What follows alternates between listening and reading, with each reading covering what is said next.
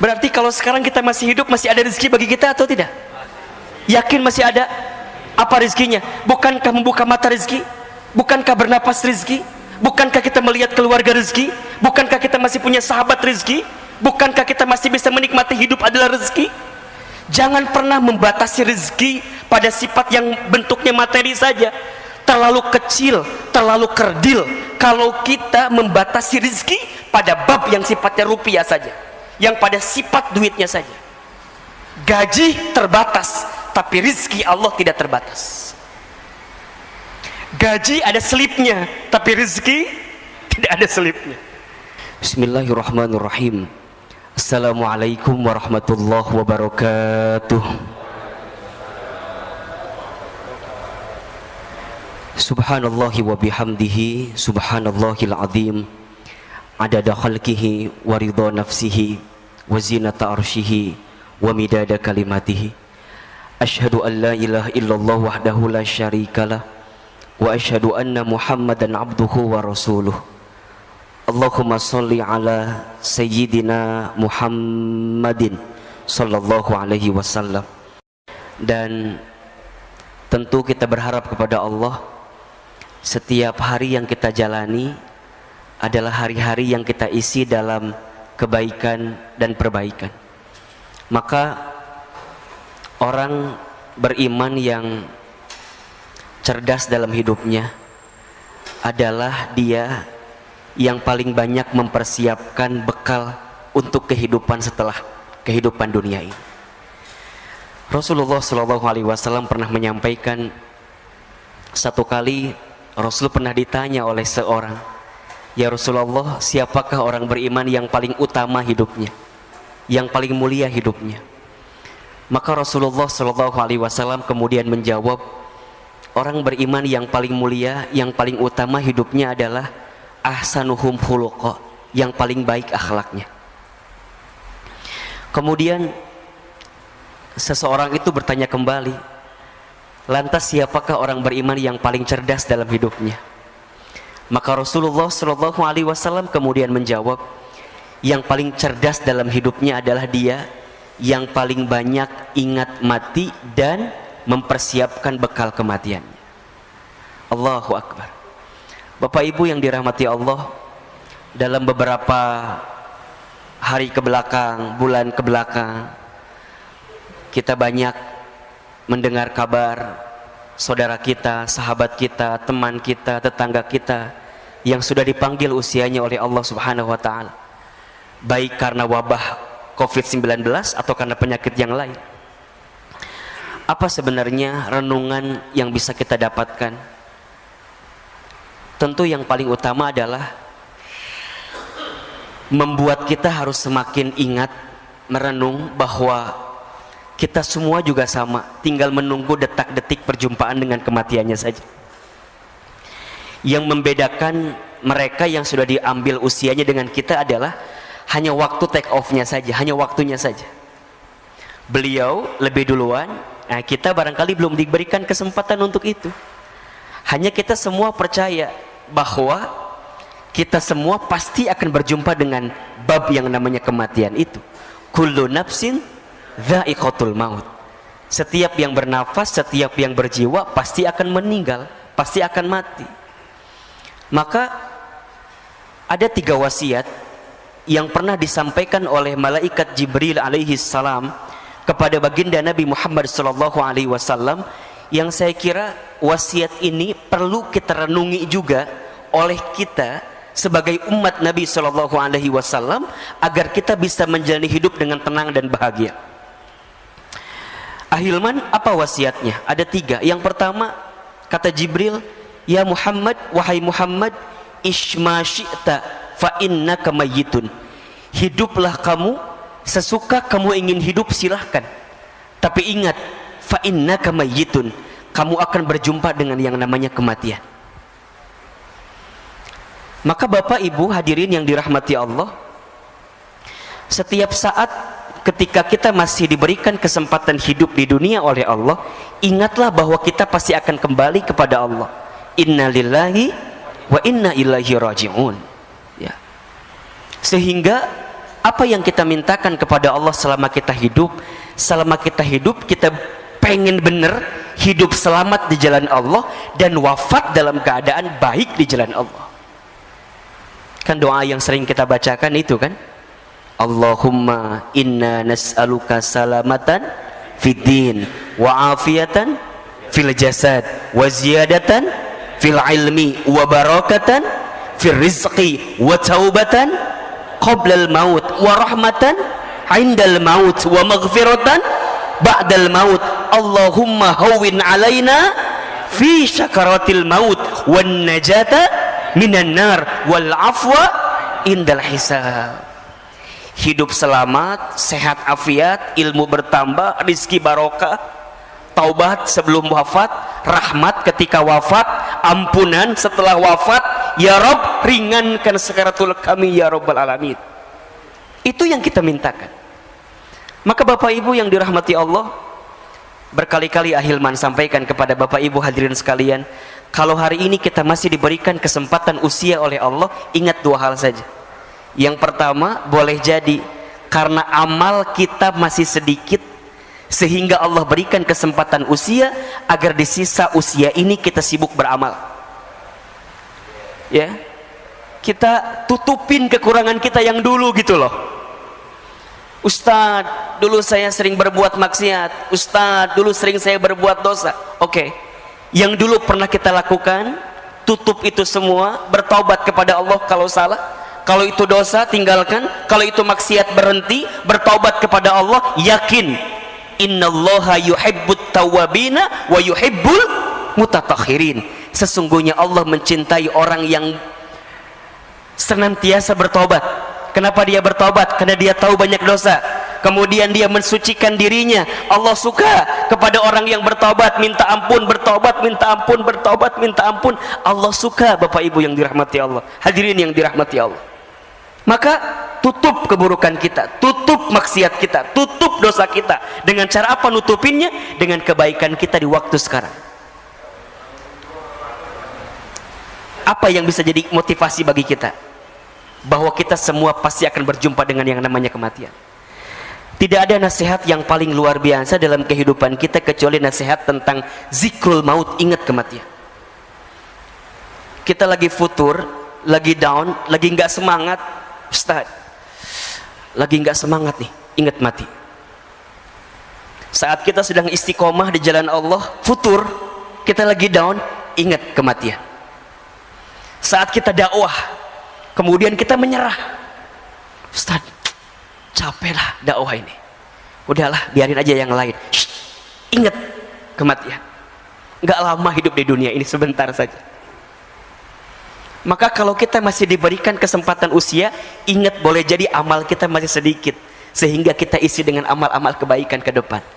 Atau yang kedua, boleh jadi karena dosa kita masih banyak, sehingga di sisa usia ini Allah minta kepada kita untuk banyak minta ampun, bertobat kepada Allah Subhanahu wa ta'ala. Maka perintah Nabi jelas sekali kan? Jelas sekali. Ya, bertakwalah kalian kepada Allah haitsuma kunta, dimanapun kalian berada. Kemudian wa'at bi'is sayyi'ata bil hasanati tamhuha, dan ikutkanlah keburukan dengan kebaikan, maka niscaya kebaikan yang kamu lakukan bisa menutupi keburukanmu di masa lalu. Dan hadirkanlah akhlak yang baik selama hidup dengan akhlak yang Allah sukai dan senangi dalam kehidupan ini. Makanya kalau orang yang dalam hidupnya masih sering mohon maaf, nyakitin orang gitu ya, ngomongin orang, nyinggung orang, zolimin orang, nipu orang, maka dia yang ingat dengan mati benar-benar akan hati-hati dengan apa yang dia lakukan dalam hidup. Kenapa? Karena setiap orang akan diwafatkan oleh Allah sesuai dengan kebiasaannya saat hidup di dunia. Jadi kalau Bapak Ibu hadirin ingin bertanya, Ahilman kira-kira bagaimana keadaan nanti saya setelah hidup di dunia ini? Simpel saja, lihat saja bagaimana kehidupan kita di dunia. Itu gambaran. Itu gambaran. Maka jangan pernah berhenti berbuat baik, karena kita tidak pernah tahu kebaikan mana yang akan menerangi alam kubur kita nantinya. Sederhana saja. Kalau bertemu orang senyum saja. Tabassumuka fi wajhi akhika shadaqatika. Senyummu di wajah saudaramu adalah sedekah. Ada seseorang yang ketika nanti dia kembali kepada Allah, ternyata kuburannya lapang, terang. Karena apa? Karena modal sedekah yang dihadirkan. Apa sedekahnya? Hanya dengan sekedar dia begitu menebar senyuman bagi semua orang. Bukankah kata Nabi, di antara amalan yang paling disukai oleh Allah salah satunya adalah sururun tudkhilhu 'alan nas, menempatkan kebahagiaan di hati orang lain. Jadi saat kita membahagiakan bagi orang, itu sudah jadi amal yang Allah sukai juga. Ya syukur-syukur kalau agak lebih gitulah, nggak hanya senyum gitu ya. Senyum plus transparannya gitu. Nah itu lebih keren banget itu.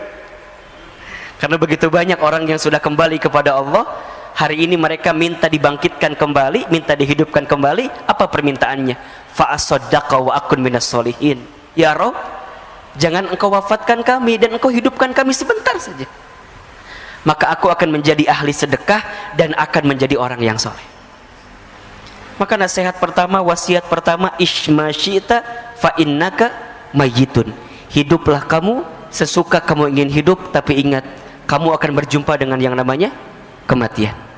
Wasiat yang kedua, ya Muhammad, kata Jibril alaihi salam, wa ahbib man syi'ta fa innaka mufarriquh. Cintailah siapapun orang yang kamu cintai, silahkan, tapi ingat kamu akan berpisah dengan orang yang kamu cintai itu. Hari ini ayah bunda mencintai anak-anak gitu. Tapi ingat, sebesar apapun cinta kita kepada keluarga kita, akan ada satu masa, satu waktu kita berpisah dengan anak-anak yang kita cintai itu. Seorang suami mencintai istrinya, istri mencintai suaminya, silahkan.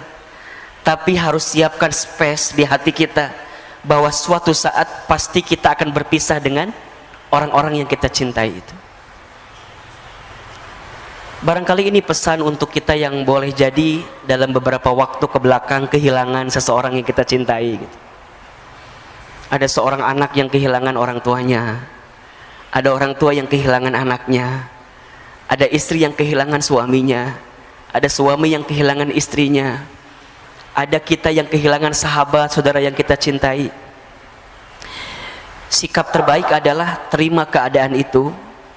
Dan yang kedua, siapkan bekal terbaik agar kita bisa berkumpul kembali dengan orang yang kita cintai itu.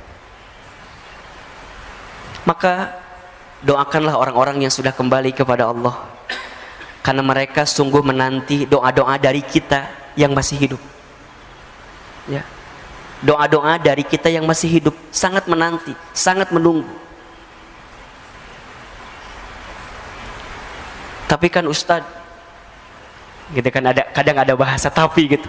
Saya tuh lah, kalau nggak ada suami saya, kalau nggak ada ayah saya, kalau nggak ada ibu saya, gimana kehidupan saya dan segala macamnya. Ya, yakin saja Allah selalu lebih tahu mana yang terbaik dibanding kita. Mungkin untuk kita pengennya beliau-beliau tuh masih ada gitu. Tapi ingat, catatan takdir Allah itu lebih baik daripada apa yang kita ketahui selama ini.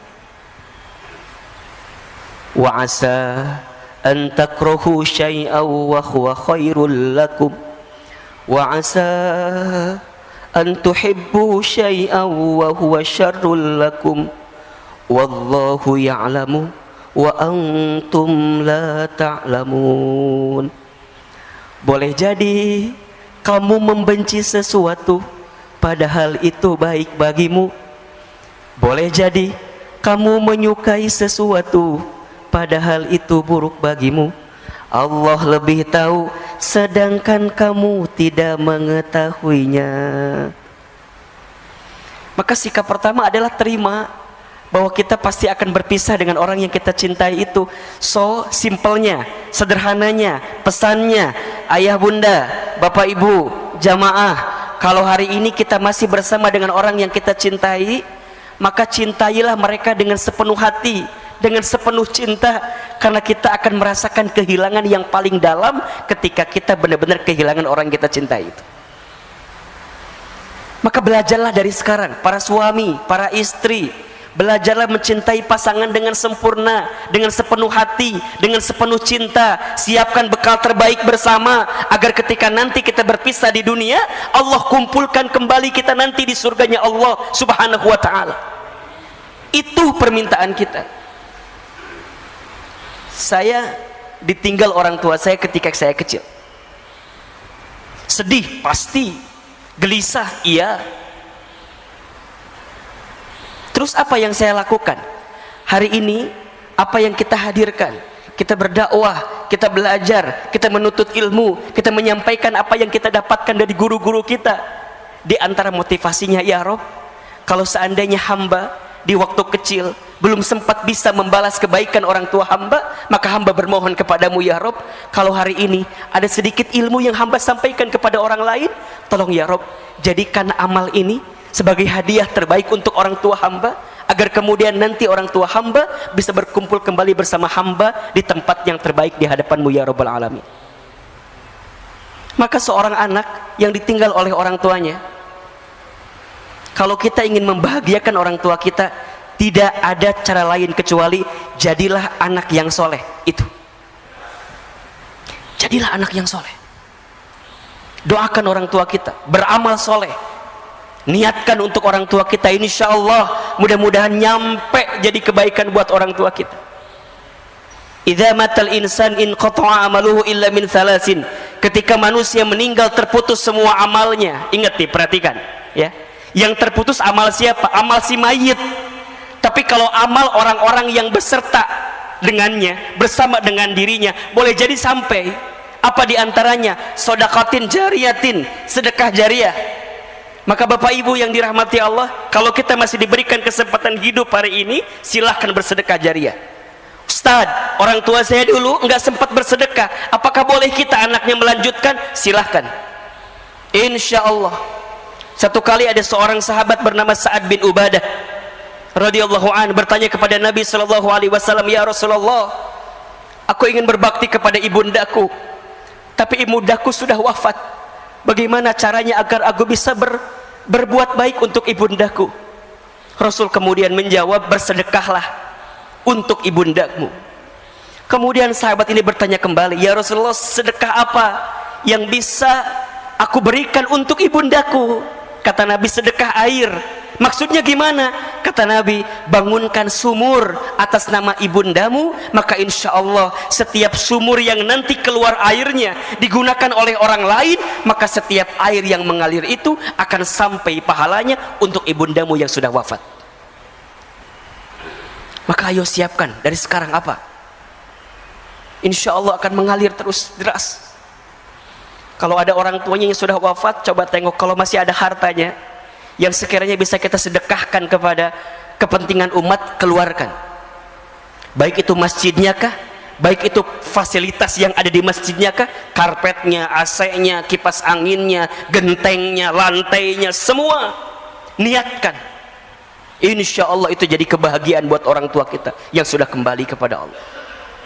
Aw ilmin yuntafa'uh bih, ilmu yang diamalkan tidak akan pernah terputus. Sampai yang ketiga, waladin solihin yad'ulah, anak soleh yang mendoakan. Ketika memaknai anak soleh yang mendoakan ini, tidak terbatas pada anak kandung. Kalau anak kandung kalimatnya ibnin, tapi di sini waladin. Waladin itu berarti anak manusia. Siapa saja mereka, siapa saja, selama mereka itu soleh, kemudian mendoakan si mayit tadi, maka insya Allah doanya akan sampai. Kalau ada seorang dosen misalnya, saya dosen, saya punya mahasiswa misalnya, kemudian saya kembali kepada Allah, mahasiswa saya soleh, mereka mendoakan saya, maka insya Allah doanya sampai. Itulah waladin solihin. Kalau ada seorang bos, seorang atasan, punya karyawan, kemudian atasan ini kembali kepada Allah, wafat, karyawannya soleh, kemudian karyawannya mendoakan bagi si bos yang tadi meninggal, maka doanya sampai. Apa syaratnya? Satu, soleh; dua, doakan. Pesannya apa? Selama kita hidup, selama itulah kita harus memperbanyak teman dan sahabat yang soleh. Agar apa? Agar saat kita kembali kepada Allah, ada yang mendoakan kita dengan kesolehan dan kebaikan. Sekarang coba evaluasi. Cek kontak handphone kita, cek grup WhatsApp kita, cek teman sosial media kita. Apakah banyak di antara mereka yang soleh, yang kelak kalau kita kembali kepada Allah mereka mendoakan kita? Bapak Ibu, saya itu dalam beberapa hari kebelakang tuh banyak merenung begini. Ya Rob, kalau seandainya usia saya sampai hari ini, apakah akan ada ya orang yang mendoakan saya atau tidak? Apakah akan ada orang yang membuatkan ID Zoom kemudian mendoakan saya dalam Zoom yang diundang melalui Zoom yang hari ini sering kali kita lihat? Bapak Ibu sering lihat kan sekarang ya, takziah virtual itu yang kemudian kita doa bersama gitu ya di Zoom. Sekarang pertanyaannya adalah, kalau Bapak Ibu yang kembali kepada Allah, apakah akan ada orang yang mendoakan itu? Apakah akan ada orang yang join bersama Zoom yang diundang oleh keluarga kita atau tidak? Coba renungi ini. Coba renungi ini. Maka kita semua pasti akan berpisah Bapak Ibu. Selama kita hari ini masih bersama, ayo kita isi kebersamaan dengan kebaikan dan perbaikan ini. Gak boleh ada lagi iri, dengki, hasud, hasad. Gak boleh lagi, berhenti. Mau sampai kapan? Gak lama kok hidup kita di dunia ini, sebentar saja. Kalau ada orang yang pernah menyakiti kita, maafkan. Mau sampai kapan kita mendendam rasa kepada orang yang pernah menyakiti kita? Belajar memaafkan saja. Belajar hidup dengan mencintai satu sama lain. Kalau ada orang yang berbeda paham, selisih paham, berbeda pendapat, ya sudah, cukup pada berbeda pendapat saja. Tapi jangan dimasukkan ke dalam hati, bahkan sampai muncul sifat benci di hati kita. Jangan. Sifat benci kepada orang lain yang kita tanam itu, itulah yang menjauhkan kita dari rahmat Allah Subhanahu wa ta'ala. Maka case close, bersih, selesai. Berpisah sebentar lagi kita. Maka ayo berdamai. Yang sering berantem, yang masih berantem, ya, berdamai, selesailah. Kita akan berpisah kok sebentar lagi. Yang ketiga wasiatnya, kata Jibril alaihissalam, ya Muhammad, wa'mal ma syi'ta fa innaka mazyun bih. Wahai Muhammad, lakukan saja apa yang ingin kamu lakukan, perbuat saja apa yang ingin kamu perbuat, tapi ingat, mazyun bih, kamu akan diminta pertanggungjawaban dari apa yang kamu lakukan. Apa yang perlu kita sadari? Banyak. Satu, sadar kalau kita hamba Allah yang sangat lemah. La haula wa la quwata illa billah. Apa yang kita sombongkan dalam hidup ternyata tidak ada yang pantas kita sombongkan, karena hakikatnya kita adalah manusia yang lemah. Yang kedua, Allah pengen kita sadar, boleh jadi selama ini banyak dosa-dosa yang pernah kita lakukan, banyak maksiat yang pernah kita kerjakan, sehingga kita harus sadar diri betul bahwa kita harus segera bertaubat kepada Allah. Akui kalau kita zalim, akui kalau kita salah. Bukankah sifat pengakuan diri terhadap kesalahan itu adalah sesuatu yang sangat disukai oleh Allah dalam diri kita? Ketika Nabi Adam alaihi salam itu dikeluarkan dari surga karena berbuat sesuatu yang dibenci oleh Allah, apa yang Nabi Adam melakukan? Berdoa dengan mengakui kesalahannya. Rabbana dzalamna anfusana wa illam taghfir lana wa tarhamna lanakunanna minal khasirin. Rabbana dzalamna, ya Rabb, dzalamna, kami zalim. Akui salah. Ketika Nabi Yunus terlockdown di perutnya ikan paus, apa yang Nabi Yunus lakukan? Berdoa. Doanya apa? Pengakuan tentang kesalahan, tentang kekurangan. Diabadikan juga dalam Al-Quran. La ilaha illa anta Subhanaka inni kuntu minadz zalimin. La ilaha illa anta, tiada Tuhan selain Engkau ya Allah. Subhanaka, maha suci Engkau. Inni, sesungguhnya aku, kuntu minadz zalimin, aku berada dalam golongan orang-orang yang zalim, salah. Akui kalau kita banyak dosa, akui kalau kita banyak salah, sadar diri. Wa ma asabakum min musibatin fabima kasabat aydikum wa ya'fu an katsir. Dalam surat Asy-Syura ayat 30 Allah sampaikan, dan apa-apa musibah yang menimpa kamu sekalian itu disebabkan oleh apa? Oleh ulah perilaku tangan kamu sekalian. Tuh. Berarti apa Ustaz? Kita banyak dosa? Iya, banyak salah. Siapa yang paling banyak dosanya? Saya. Gitu. Siapa yang paling banyak dosa? Siapa yang paling banyak dosa? Siapa yang paling banyak dosa? Saya. Jangan sibuk dengan aib orang, jangan sibuk dengan dosa orang lain. Sibuklah dengan dosa kita, karena kita banyak dosa. Terus gimana Ustadz? Ya, walaupun kita banyak dosa, kita yakin Allah Maha Pengampun. Kan itu. Maka apa yang ketiga? Sadar diri bahwa tidak ada yang bisa menolong kita kecuali siapa? Allah. Itu. Di tengah kondisi ujian ini, Allah pengen kita makin berserah kepada Allah, makin yakin ke Allah, makin bersandar ke Allah. Jangan-jangan selama ini kita jauh dari Allah. Akui kita lemah, akui kita banyak dosa. Yang ketiga, akui, sadar kalau kita butuh pertolongan Allah Subhanahu wa ta'ala, karena tidak ada yang bisa menolong kita kecuali Allah. Hasbunallah wa ni'mal wakil, ni'mal maula wa ni'man nasir. Itu ada satu doa, ini bagus sekali, doa yang dibacakan oleh Nabi Musa alaihissalam ketika menyeberangi lautan bersama Bani Israel. Boleh Bapak Ibu amalkan doa ini ya. Hafal nggak doanya? Pernah dengar belum kira-kira ya? Doanya, Allahumma lakal hamdu wa ilaikal mustaka wa antal musta'an wa la hawla wa la quwwata illa billahil aliyyil azim. Coba saya sekali, Bapak Ibu sekali. Allahumma lakal hamdu wa ilaikal mustaka wa antal musta'an wa la hawla wa la quwwata illa billahil aliyyil azim. Ini doanya. Doa ketika Nabi Musa menyeberangi lautan bersama Bani Israel. Jadi bahasanya lagi mepet nih, lagi himpit kan? Di depan lautan, di belakang pasukan Firaun. Ya kan?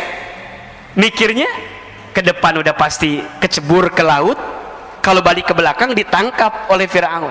Bingung kan apa yang terjadi? Maka keluarlah doa yang tadi. Allahumma ya Allah, lakal hamdu, hanya untukmu segala pujian ya Rabb. Wa ilaikal mustaka, dan hanya kepadamu lah aku mengadu ya Rabb gitu. Hanya kepadamu lah aku curhat. Hanya kepadamu lah aku menggelisahkan urusanku, masalahku, kesulitanku, persoalanku, bebanku. Wa ilaikal mustaka, hanya kepadamu ya Allah mustaka. Ishtaka ya Rabb, aku ngadu, aku ngeluh ya Rabb.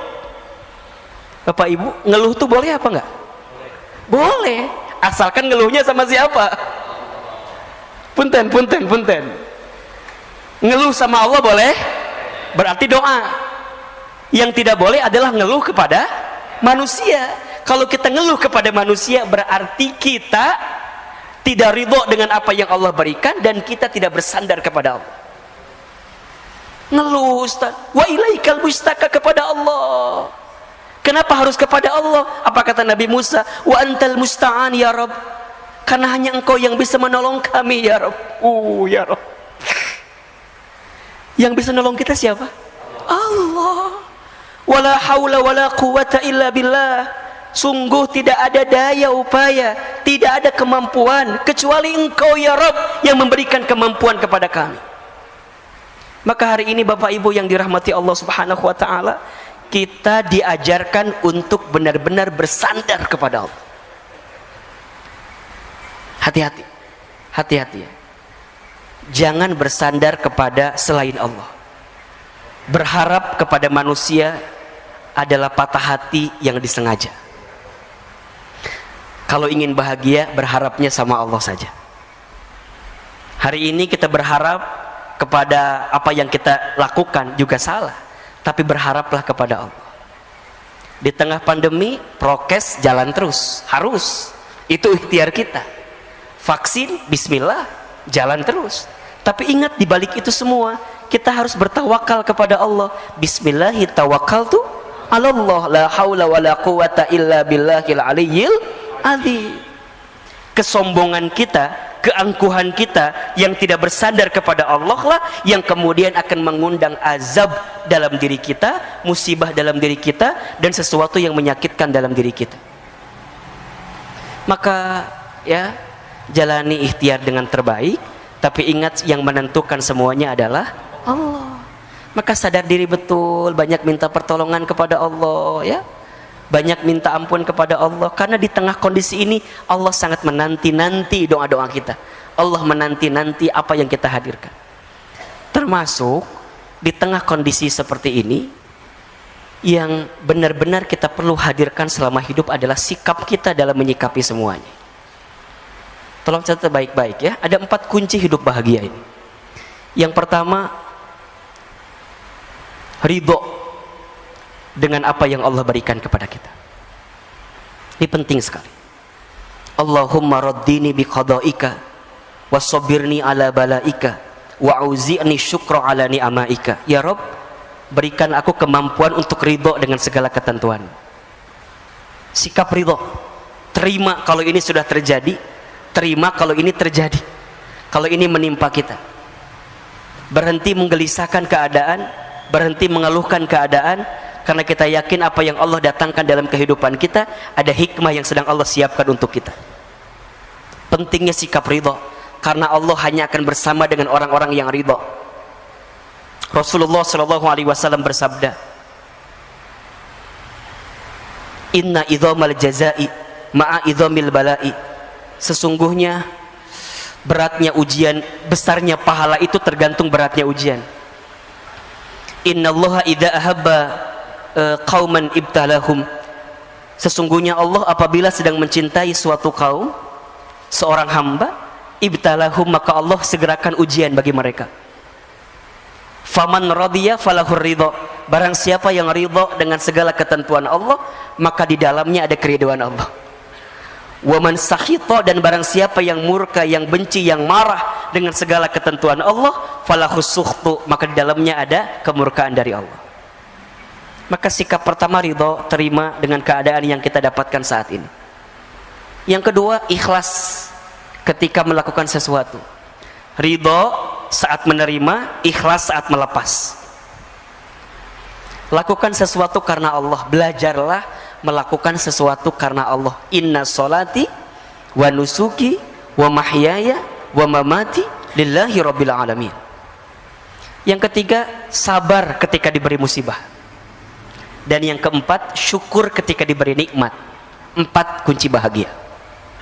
Ridho ketika menerima, ikhlas ketika melepas, sabar ketika ditimpa musibah, syukur ketika diberi nikmat. Termasuk hari ini boleh jadi ada di antara kita yang sedang gelisah dengan urusan rezeki ya. Karena bab kita bicara tentang bekerja gitu ya. Saya mohon izin, mungkin tadi di awal-awal lebih banyak kepada konteks menyadari kita tentang keadaan pandemi ini gitu ya. Nah, di tengah kondisi kita saat ini, saya tahu kita hari ini sedang banyak gelisah dengan urusan rezeki. Betul apa enggak? Betul? Banyak orang yang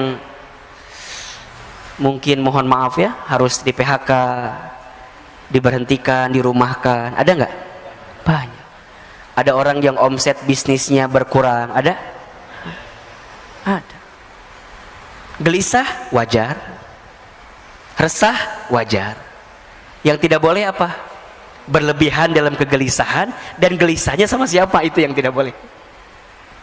Kalau kita mengadukan kondisi ini kepada Allah, sah-sah saja, boleh-boleh saja. Tapi terlalu sayang kalau air mata kita menetes hanya untuk urusan dunia yang kecil saja gitu. Karena dunia ini bukan sesuatu yang tanda kutip ya, benar-benar utama dalam hidup gitu. Perintah Allah kepada kita dalam urusan dunia apa coba? Wala tansa nasibaka minad dunia. Jangan lupakan urusan dunia. Kalau jangan lupakan gimana? Ya udah biasa aja gitu. Yang paling utama apa? Wabtaghi fima atakallahu darul akhirah wala tansa nasibaka minad dunia, kan begitu. Dan carilah keutamaan akhirat.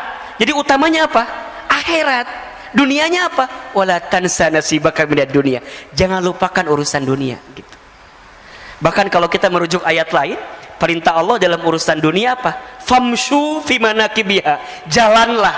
Jalan tuh gimana? Ya jalan aja gitu. Tapi kalau urusan akhirat apa? Wasari'u ila magfiratin min rabbikum. Dan berlarilah, kan gitu. Wasari'u, dan berlarilah mengejar ampunan Allah, surganya Allah. Kalau urusan dunia apa? Famshu fi manakibiha. Berjalanlah. Oh berarti Ustadz nggak penting atau dunia tuh? Iya, salah juga. Dunia itu penting, tapi bagaimana cara kita meletakkan kepentingan dunia, itu yang harus proporsional. Hari ini urusan rezeki, gimana cara menyikapinya Ustadz? Galau betul, gelisah betul Ustadz, bingung Ustadz. Tentang rezeki ya, catat, ada 4 sikap yang perlu kita hadirkan. 1, rezeki sudah tertakar, tak mungkin tertukar. Ulangi apa Bapak Ibu? Saya sekali Bapak Ibu sekali ya. Rezeki sudah tertakar. Rezeki sudah tertakar, tak mungkin tertukar. Yakin atau tidak? Percaya atau tidak? Serius? Benar? Betul? Terus kenapa masih gelisah? Cicilan belum dibayar Ustaz. Apa Bu? Ustaz, apakah setiap manusia yang hidup sudah tertakar rezekinya? Sudah. Surat Hud ayat 6, perhatikan. Surat Hud ayat 6. Ini ayat yang kalau saya lagi gelisah urusan rezeki, Bapak Ibu, Ahilman juga sering gelisah urusan rezeki. Manusia biasa. Kalau saya sedang gelisah, saya buka ayat ini. Ya. Apa kata Allah? A'udzubillahi minasyaitonirrajim. Bismillahirrahmanirrahim. Wa ma min dabbatin fil ardi illa 'alallahi rizquha. Tuh. Wa ma min dabbatin, dan tidak ada makhluk yang melata hidup fil ardi, di muka bumi. Jadi bahasa gampangnya, makhluk yang melata aja gitu. Makhluk yang melata aja gitu. Apalagi kita yang tidak melata. Kita melata atau tidak? Yang melata contohnya apa? Apa Bu yang melata? Cicak. Cicak ada rezekinya atau tidak? Rezeki cicak apa? Nyamuk. Nyamuknya datang sendiri atau cicak yang nyamperin nyamuk?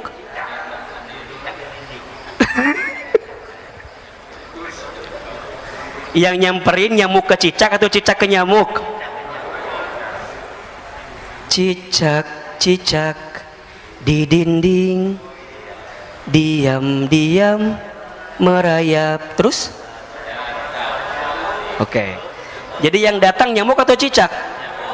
Tadi katanya cicak.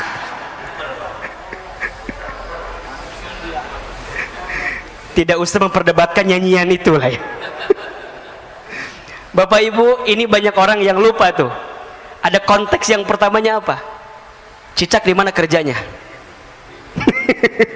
Kantor Cucak di mana? Di dinding. Ya. Apa kerjaan Cucak? Diam-diam merayap. Ini ada diam-diam merayap. Itu ikhtiar atau bukan?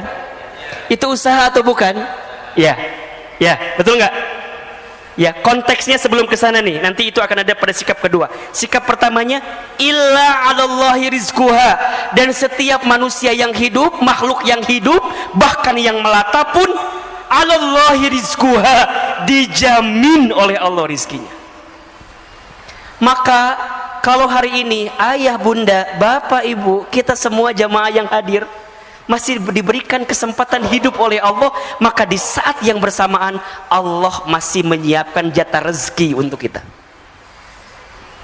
Kalau hari ini kita masih bangun dari tidur kita, masih membuka mata kita, masih menghembuskan nafas kita, maka di saat yang bersamaan tolong catat baik-baik, masih ada jatah rezeki untuk kita.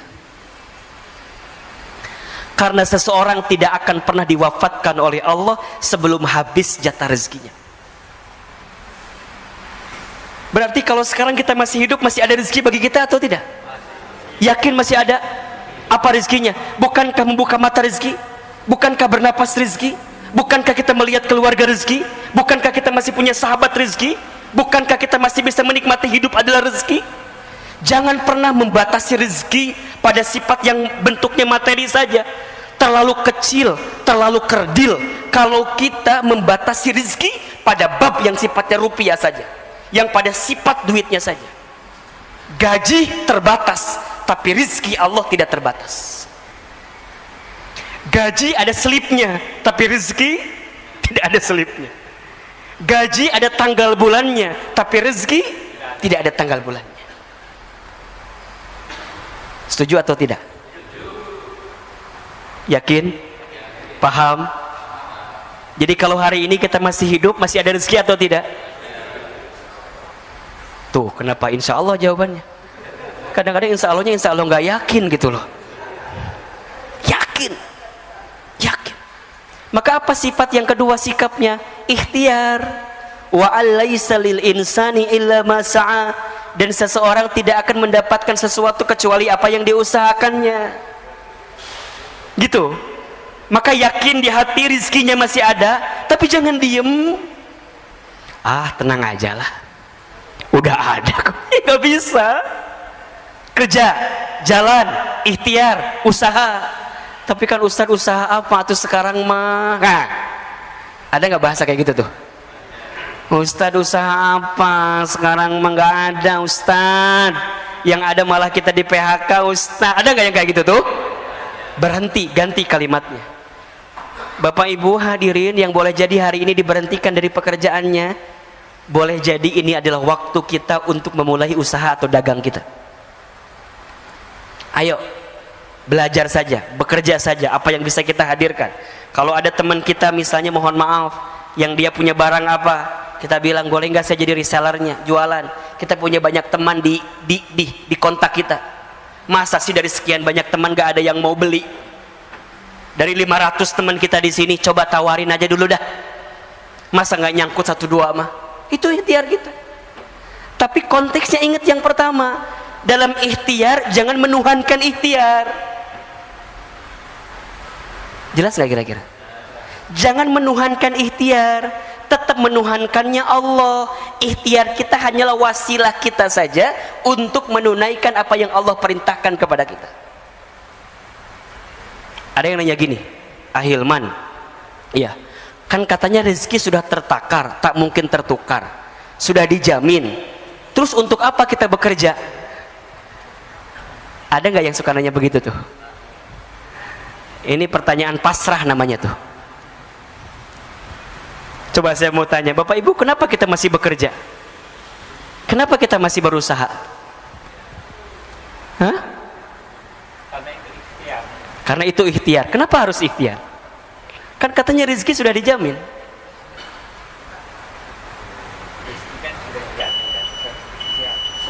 Oke, kalau Bapak Ibu belum bisa menjawab ini, berarti selama ini kita masih menuhankan ikhtiar kita. Cukup sampai sini kajian kita? Atau lanjut? Tunggu sebentar ya.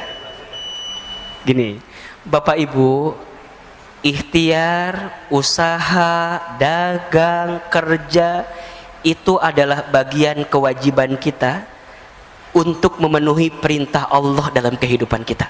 Itu jelas? Bekerja, berikhtiar, berusaha itu adalah bentuk pemenuhan kewajiban kita kepada Allah atas perintah Allah kepada kita. Allah memerintahkan kita untuk bekerja, Allah memerintahkan kita untuk berikhtiar, Allah memerintahkan kita untuk berusaha, gitu.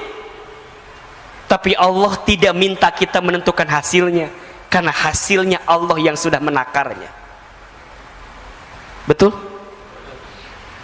Justru kalau kita tidak bekerja, kita akan diminta pertanggungjawaban oleh Allah karena kita nggak bekerja, karena kita nggak berusaha, karena kita nggak berikhtiar.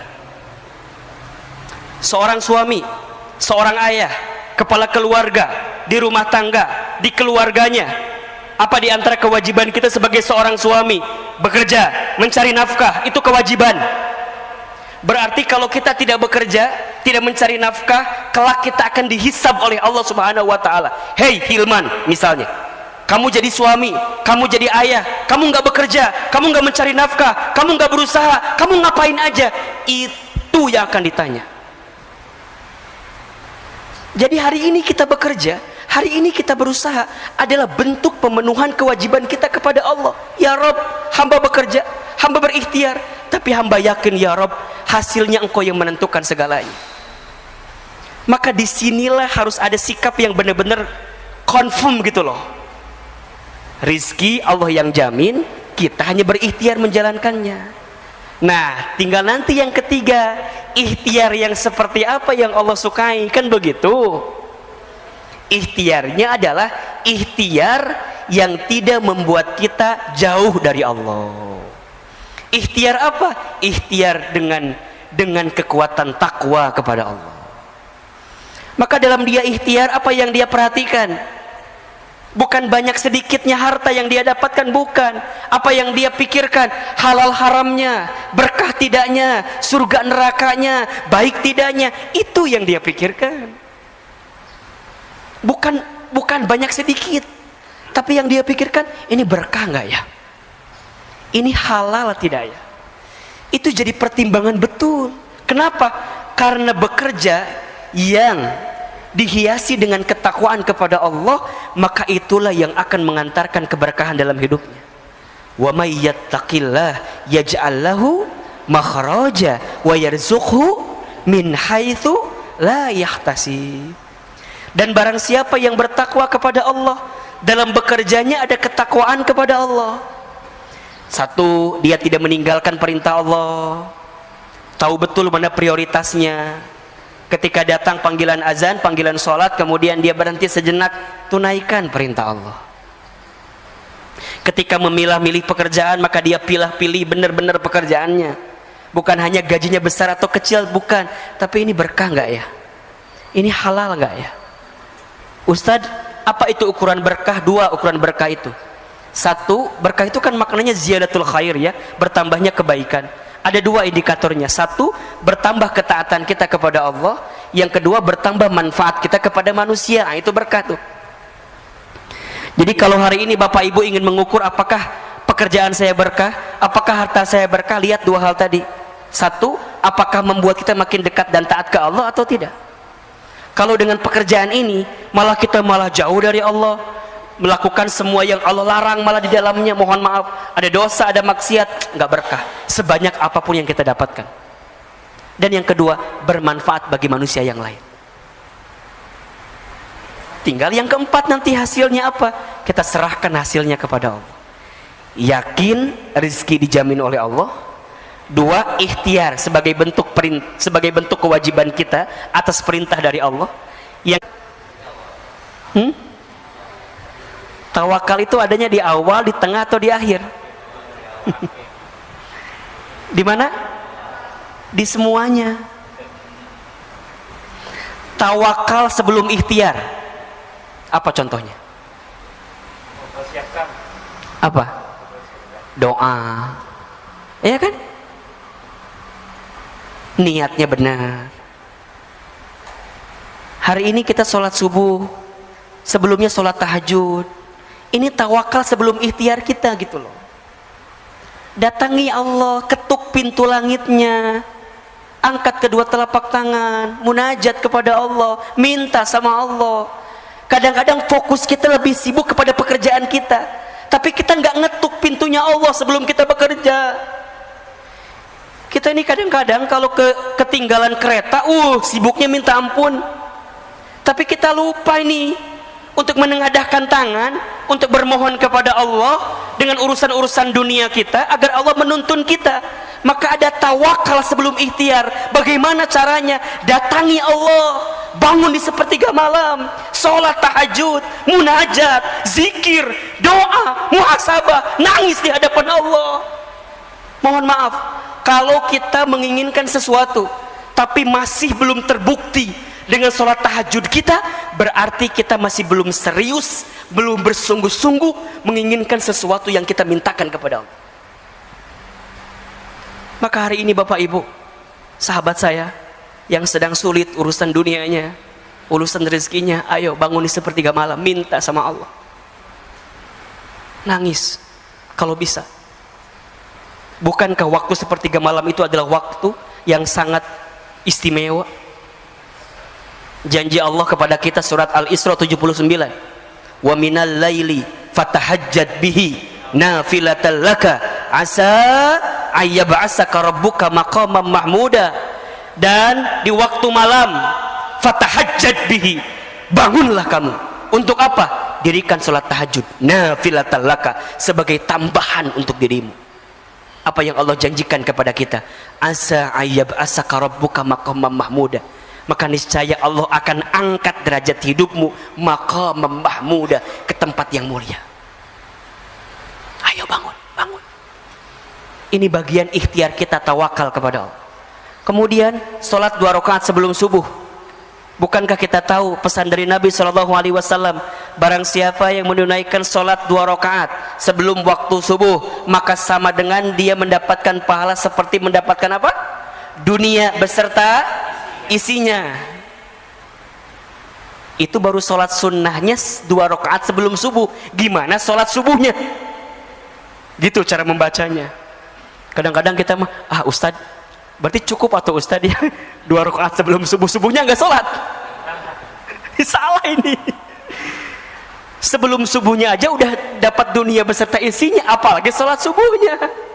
Apa yang dia dapatkan? Dunia, akhirat, semua.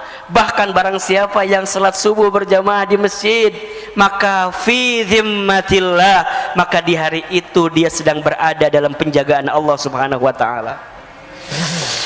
Insyaallah. Kalau sudah Allah jaga, apa yang kita risaukan? Kalau sudah Allah jaga, apa yang kita gelisahkan? Betul atau tidak? Berarti ada tawakal sebelum ikhtiar. Yang kedua, tawakal ketika ikhtiar.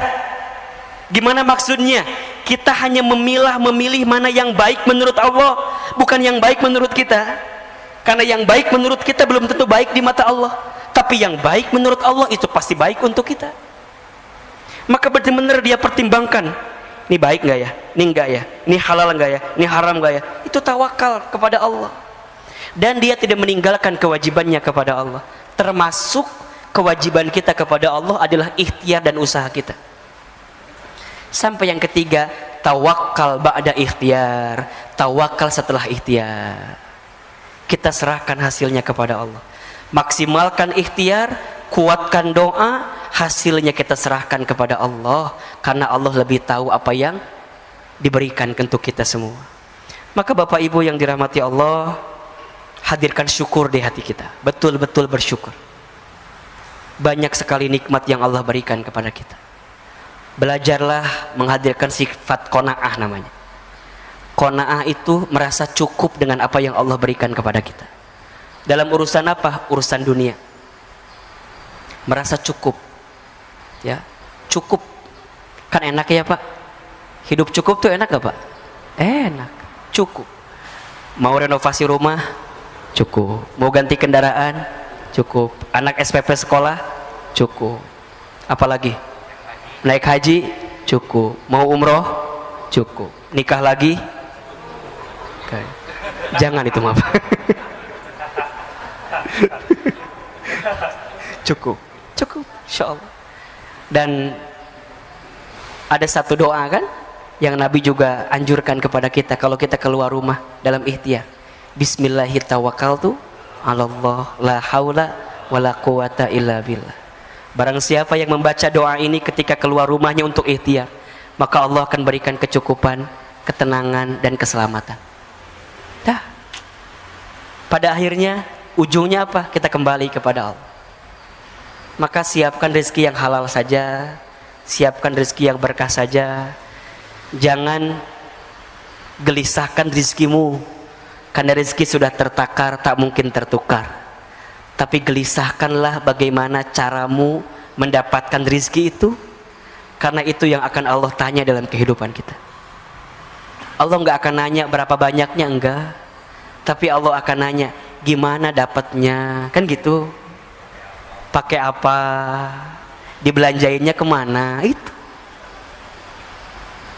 Halo, jelas tidak? Kalau ditanya banyaknya, PPATK lebih tahu dibanding dibanding kita, karena sudah ada transaksinya kan? Ya enggak? Kita mau nyumbang berapa triliun sekarang? Oh, enggak ada ya? Enggak bisa lah. Ya orang enggak ada uangnya gimana kalau memang kalau memang kita enggak bisa, ya enggak bisa lah gitu. Makanya kalau urusan banyak sedikit relatif, betul enggak? Banyak menurut saya belum tentu banyak menurut Bapak Ibu. Coba saya mau tanya, 1 miliar itu banyak atau sedikit? Tergantung siapa yang ngelihat. Betul nggak? Bagi saya, banyak banget. Banyak banget. Karena boleh jadi belum pernah saya ngelihat uang 1 miliar depan mata saya. Tapi bagi Bapak Ibu jamaah MRBJ kan 1 miliar mah tuh, ngedip doang kali. Ya, jamaah Bintaro kan rumahnya aja minimal 4 miliar. Halo? Halo, jelas tidak? Terus apa yang kita gelisahkan sekarang? Halo? Apa yang kita gelisahkan? Kita masih Ustadz, susah. Itu. Saya sering kali ketemu orang itu Bapak Ibu. Kalau ketemu tuh gelisah gitu loh. Ustadz, susah sekarang hidupnya. Ya Allah, rumah dia segede Alaihim.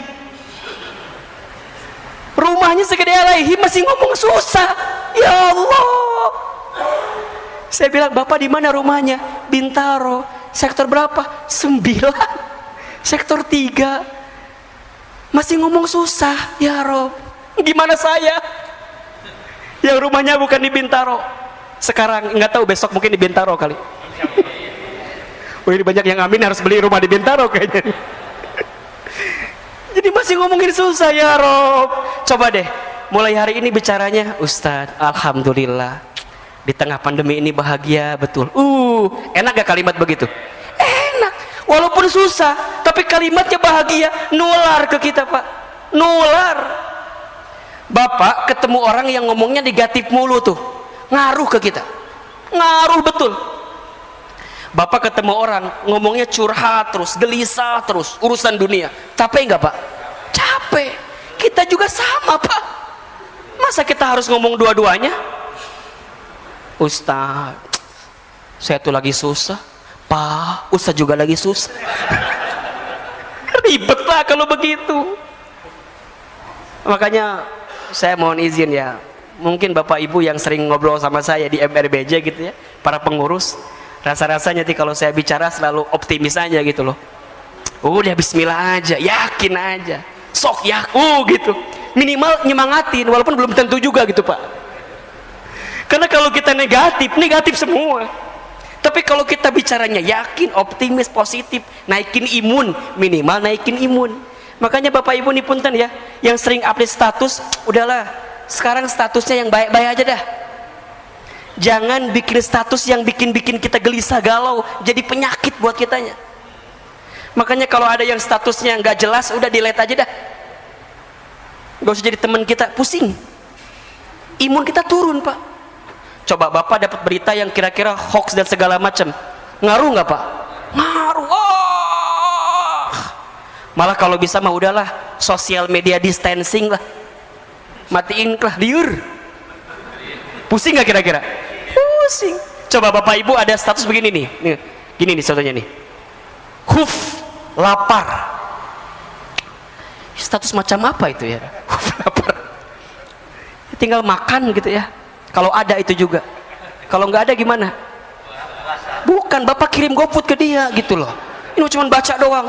Oh, alhamdulillah masih ada yang lapar, ya Allah. Berarti sama-sama saya lapar juga. Bismillah, yakin. Oh ya Allah. Ternyata ada juga kondisi yang begini, doakan. Ayo, kalau kita berlebih harta, berikan. Coba, nggak pernah akan habis pak. Ya, harta itu kan dibagi 3 ya. Ada harta yang dimakan, ujungnya jadi kotoran, kan begitu ya. Ada harta yang disimpan, ujungnya jadi apa? Jadi simpanan. Kalau kita meninggal jadi apa? Jadi warisan. Kalau anak kita soleh jadi apa? Jadi kebaikan. Kalau anak kita salah, jadi sengketaan. Berantem dah, ya enggak? Yang ketiga, harta yang kita amalkan, yang jadi bekal kita sedekahkan, itu yang akan jadi jalan kita menuju Allah kelak nantinya. Maka ayolah hidup secukupnya saja, hidup yang cukup. Insya Allah mudah-mudahan kita lebih tegar, lebih yakin ya. Maka nasihatnya adalah kalau kita senang, senang sekedarnya. Kalau kita sedih, sedih sewajarnya, kan gitu. Pada akhirnya semua akan berhenti, pergi dan selesai. Kuncinya ridho saat menerima, ikhlas saat melepas, syukur saat diberi nikmat, sabar saat diberi musibah. Mudah-mudahan Allah berikan karunia kepada kita semua. Dan tentu kita berharap kepada Allah, setiap hari yang kita jalani adalah hari-hari yang kita isi dalam kebaikan dan perbaikan. Maka orang beriman yang cerdas dalam hidupnya adalah dia yang paling banyak mempersiapkan bekal untuk kehidupan setelah kehidupan dunia ini. Rasulullah SAW pernah menyampaikan, satu kali Rasul pernah ditanya oleh seorang, ya Rasulullah, siapakah orang beriman yang paling utama hidupnya, yang paling mulia hidupnya? Maka Rasulullah SAW kemudian menjawab, orang beriman yang paling mulia, yang paling utama hidupnya adalah ahsanuhum khuluqa, yang paling baik akhlaknya. Kemudian seseorang itu bertanya kembali, lantas siapakah orang beriman yang paling cerdas dalam hidupnya? Maka Rasulullah SAW kemudian menjawab, yang paling cerdas dalam hidupnya adalah dia yang paling banyak ingat mati dan mempersiapkan bekal kematiannya. Allahu Akbar.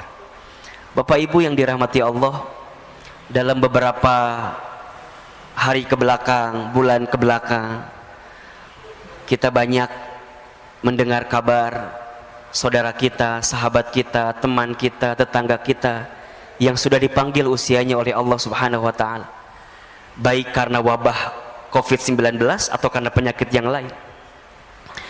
Apa sebenarnya renungan yang bisa kita dapatkan? Tentu yang paling utama adalah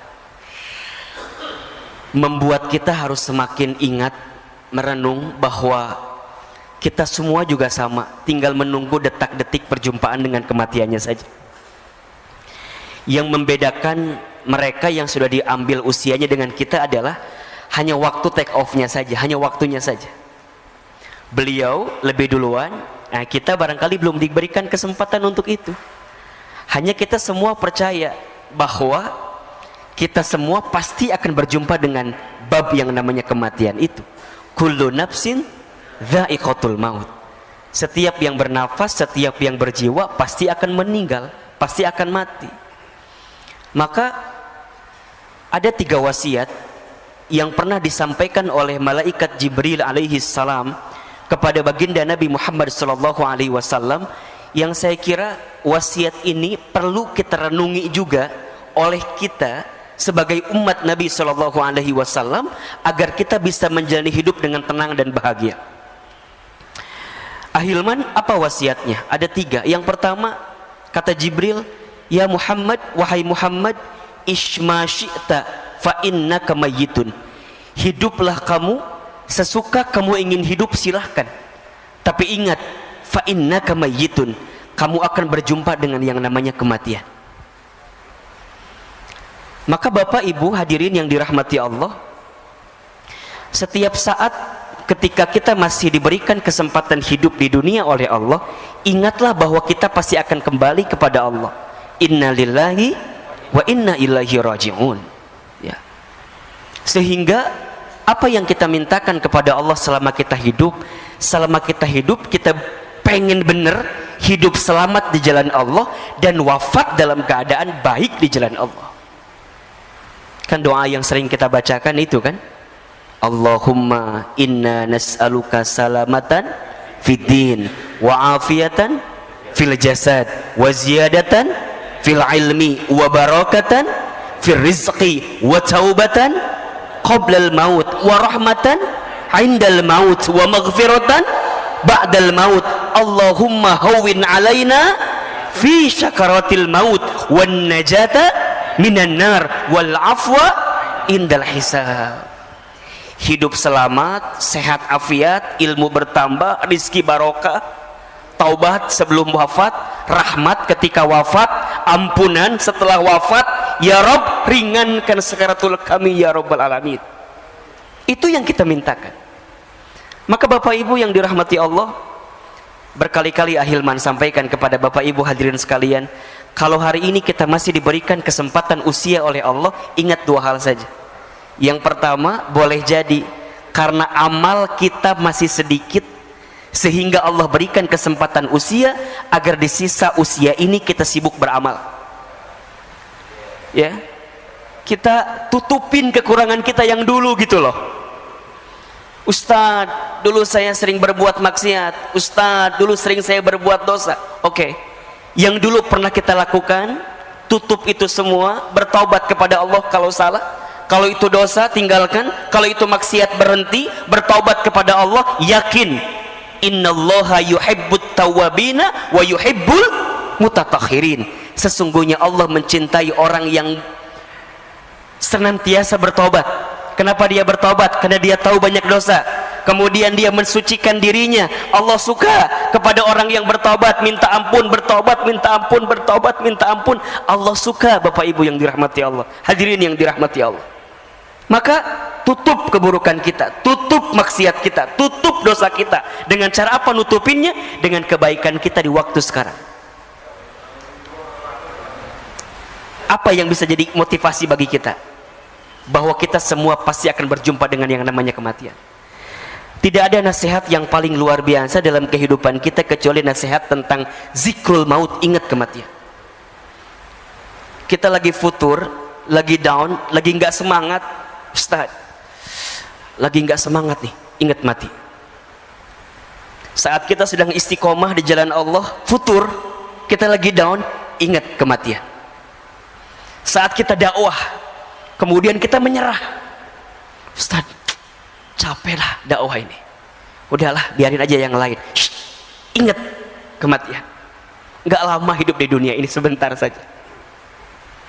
Maka kalau kita masih diberikan kesempatan usia, ingat boleh jadi amal kita masih sedikit, sehingga kita isi dengan amal-amal kebaikan ke depan. Atau yang kedua, boleh jadi karena dosa kita masih banyak, sehingga di sisa usia ini Allah minta kepada kita untuk banyak minta ampun, bertobat kepada Allah Subhanahu wa ta'ala. Maka perintah Nabi jelas sekali kan? Jelas sekali. Ya, bertakwalah kalian kepada Allah haitsuma kunta, dimanapun kalian berada. Kemudian wa'at bi'is sayyi'ata bil hasanati tamhuha, dan ikutkanlah keburukan dengan kebaikan, maka niscaya kebaikan yang kamu lakukan bisa menutupi keburukanmu di masa lalu.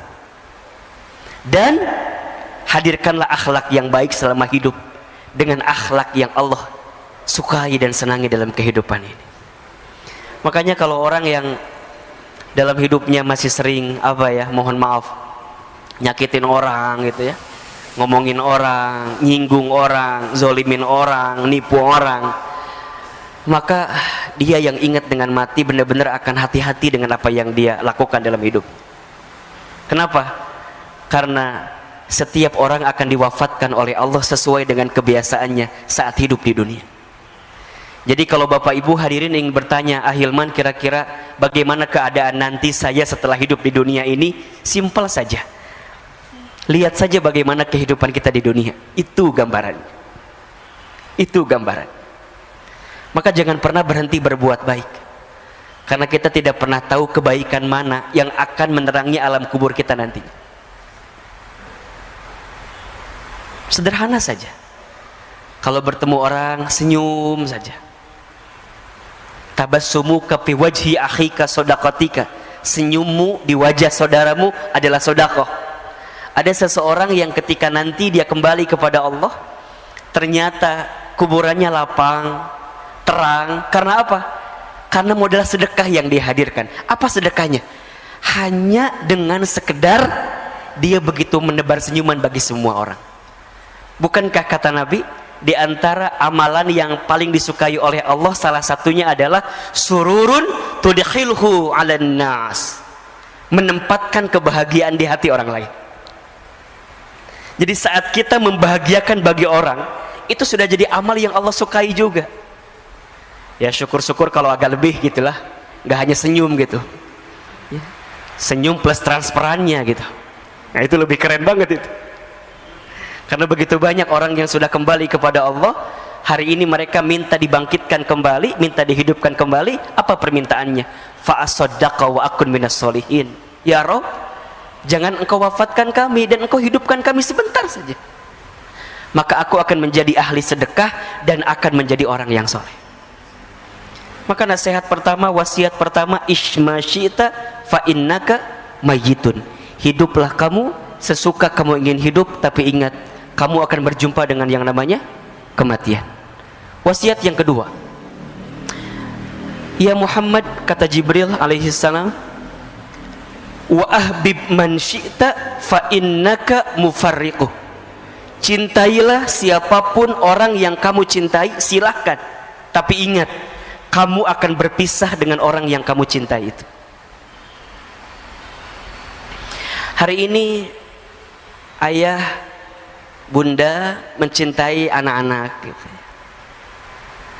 Tapi ingat, sebesar apapun cinta kita kepada keluarga kita, akan ada satu masa, satu waktu kita berpisah dengan anak-anak yang kita cintai itu. Seorang suami mencintai istrinya, istri mencintai suaminya, silahkan. Tapi harus siapkan space di hati kita, bahwa suatu saat pasti kita akan berpisah dengan orang-orang yang kita cintai itu. Barangkali ini pesan untuk kita yang boleh jadi dalam beberapa waktu ke belakang kehilangan seseorang yang kita cintai gitu. Ada seorang anak yang kehilangan orang tuanya, ada orang tua yang kehilangan anaknya, ada istri yang kehilangan suaminya, ada suami yang kehilangan istrinya, ada kita yang kehilangan sahabat, saudara yang kita cintai. Sikap terbaik adalah terima keadaan itu. Dan yang kedua, siapkan bekal terbaik agar kita bisa berkumpul kembali dengan orang yang kita cintai itu. Maka doakanlah orang-orang yang sudah kembali kepada Allah, karena mereka sungguh menanti doa-doa dari kita yang masih hidup ya. Doa-doa dari kita yang masih hidup sangat menanti, sangat menunggu. Tapi kan Ustadz gitu kan, kadang ada bahasa tapi gitu. Saya tuh lah, kalau nggak ada suami saya, kalau nggak ada ayah saya, kalau nggak ada ibu saya, gimana kehidupan saya dan segala macamnya. Ya, yakin saja, Allah selalu lebih tahu mana yang terbaik dibanding kita. Mungkin untuk kita pengennya beliau-beliau tuh masih ada gitu. Tapi ingat, catatan takdir Allah itu lebih baik daripada apa yang kita ketahui selama ini. Wa asa an takrahu syai'an wa huwa khairul lakum wa asa an tuhibbu syai'an wa huwa syarrul lakum wallahu ya'lamu wa antum la ta'lamun. Boleh jadi kamu membenci sesuatu padahal itu baik bagimu. Boleh jadi kamu menyukai sesuatu padahal itu buruk bagimu. Allah lebih tahu, sedangkan kamu tidak mengetahuinya. Maka sikap pertama adalah terima bahwa kita pasti akan berpisah dengan orang yang kita cintai itu.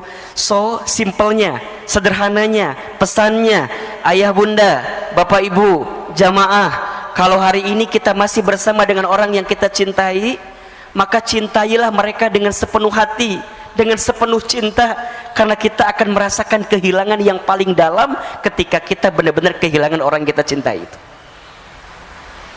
Maka belajarlah dari sekarang, para suami, para istri, belajarlah mencintai pasangan dengan sempurna, dengan sepenuh hati, dengan sepenuh cinta. Siapkan bekal terbaik bersama, agar ketika nanti kita berpisah di dunia, Allah kumpulkan kembali kita nanti di surganya Allah subhanahu wa ta'ala.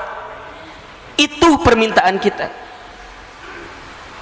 Saya ditinggal orang tua saya ketika saya kecil. Sedih pasti, gelisah iya.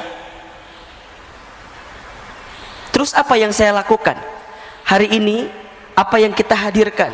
Kita berdakwah, kita belajar, kita menuntut ilmu, kita menyampaikan apa yang kita dapatkan dari guru-guru kita. Di antara motivasinya, ya Rob, kalau seandainya hamba di waktu kecil belum sempat bisa membalas kebaikan orang tua hamba, maka hamba bermohon kepadamu ya Rob, kalau hari ini ada sedikit ilmu yang hamba sampaikan kepada orang lain, tolong ya Rob, jadikan amal ini sebagai hadiah terbaik untuk orang tua hamba, agar kemudian nanti orang tua hamba bisa berkumpul kembali bersama hamba di tempat yang terbaik di hadapanmu ya Rabbal Alamin. Maka seorang anak yang ditinggal oleh orang tuanya, kalau kita ingin membahagiakan orang tua kita, tidak ada cara lain kecuali jadilah anak yang soleh. Itu, jadilah anak yang soleh. Doakan orang tua kita, beramal soleh, niatkan untuk orang tua kita. Insya Allah mudah-mudahan nyampe jadi kebaikan buat orang tua kita.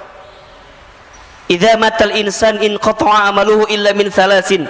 Ketika manusia meninggal terputus semua amalnya. Ingat nih, perhatikan ya. Yang terputus amal siapa? Amal si mayit. Tapi kalau amal orang-orang yang beserta dengannya, bersama dengan dirinya, boleh jadi sampai. Apa diantaranya? Sodaqatin jariyatin, sedekah jariah. Maka Bapak Ibu yang dirahmati Allah, kalau kita masih diberikan kesempatan hidup hari ini, silahkan bersedekah jariah. Ustaz, orang tua saya dulu nggak sempat bersedekah, apakah boleh kita anaknya melanjutkan? Silahkan. Insya Allah. Satu kali ada seorang sahabat bernama Sa'ad bin Ubadah radhiyallahu an bertanya kepada Nabi sallallahu alaihi wasallam, ya Rasulullah, aku ingin berbakti kepada ibundaku, tapi ibundaku sudah wafat. Bagaimana caranya agar aku bisa berbuat baik untuk ibundaku? Rasul kemudian menjawab, bersedekahlah untuk ibundamu. Kemudian sahabat ini bertanya kembali, ya Rasulullah, sedekah apa yang bisa aku berikan untuk ibundaku? Kata Nabi, sedekah air. Maksudnya gimana? Kata Nabi, bangunkan sumur atas nama ibundamu, maka insya Allah setiap sumur yang nanti keluar airnya digunakan oleh orang lain, maka setiap air yang mengalir itu akan sampai pahalanya untuk ibundamu yang sudah wafat. Maka ayo siapkan dari sekarang apa? Insya Allah akan mengalir terus deras. Kalau ada orang tuanya yang sudah wafat, coba tengok, kalau masih ada hartanya yang sekiranya bisa kita sedekahkan kepada kepentingan umat, keluarkan. Baik itu masjidnya kah, baik itu fasilitas yang ada di masjidnya kah, karpetnya, AC-nya, kipas anginnya, gentengnya, lantainya, semua niatkan. Insya Allah itu jadi kebahagiaan buat orang tua kita yang sudah kembali kepada Allah. Aw ilmin yuntafa'uh bih, ilmu yang diamalkan tidak akan pernah terputus. Sampai yang ketiga, waladin solihin yad'ulah, anak soleh yang mendoakan. Ketika memaknai anak soleh yang mendoakan ini, tidak terbatas pada anak kandung. Kalau anak kandung kalimatnya ibnin, tapi di sini waladin. Waladin itu berarti anak manusia.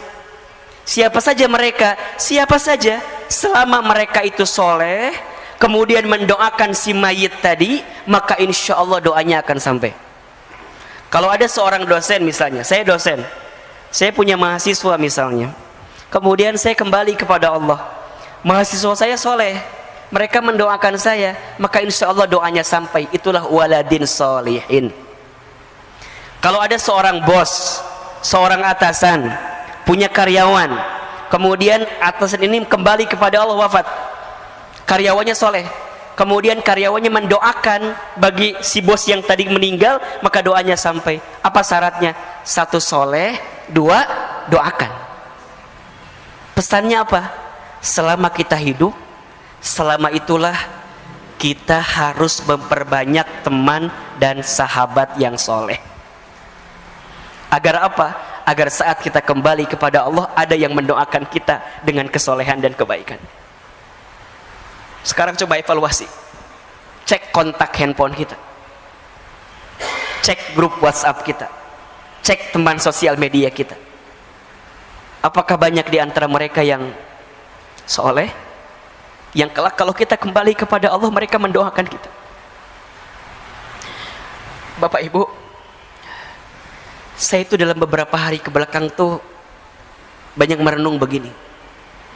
Ya Rob, kalau seandainya usia saya sampai hari ini, apakah akan ada ya orang yang mendoakan saya atau tidak?